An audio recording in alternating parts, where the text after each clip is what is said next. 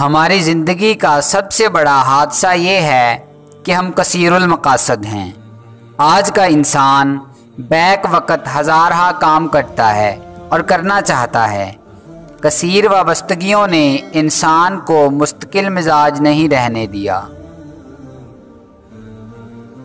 बाज़ और शक्करों की मौजूदगी के बावजूद चिड़िया के बच्चे परवरिश पाते रहते हैं। आंधियाँ सब चिराग नहीं बुझा सकती। शेर दाड़ते रहते हैं और हिरन के खूबसूरत बच्चे कललियाँ बढ़ते रहते हैं। ये सब उस मालिक के काम हैं। उसकी पैदा करदा मखलूक अपने अपने मुकर्रर शुदा तर्ज़ अमल से ज़िंदगी गुजारती रहती है। फ़िरौन ने सब बच्चे हलाक कर दिए, मगर वो बच्चा बच गया जिसके बारे में नजूमियों ने उसे ख़बरदार किया था। ये सब कुदरत के काम हैं। कश्ती हिचकोले खा रही हो तो अल्लाह की रहमत को पुकारा जाता है। जब कश्ती किनारे लग जाए तो अपने ज़ोरे बाजू के कसीदे पढ़े जाते हैं। बहुत कम इंसान ऐसे हैं जो अपने हासिल को रहमत परवरदिगार की अता समझते हैं। आरज़ू का पैदा होना फितरी बात है।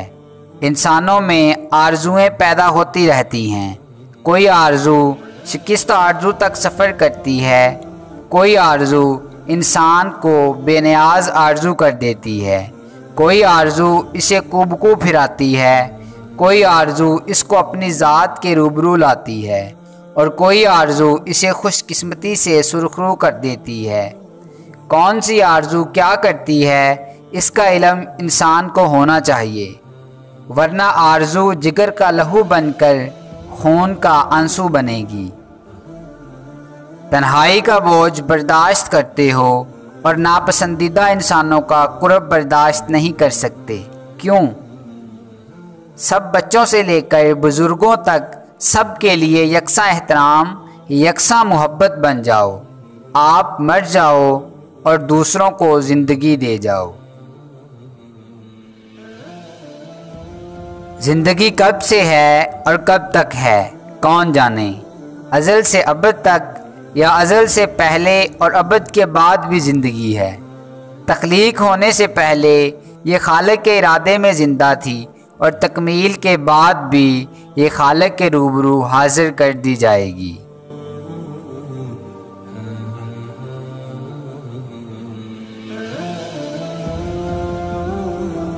दोस्तों, अगर आपको मेरी वीडियो पसंद आई है तो प्लीज़ मेरे चैनल को सब्सक्राइब कर दें और बेल आइकन को प्रेस कर दें ताकि मेरी नई आने वाली वीडियोस आप तक बराह रास्त पहुँच सकें। जज़ाकल्लाह खैरन।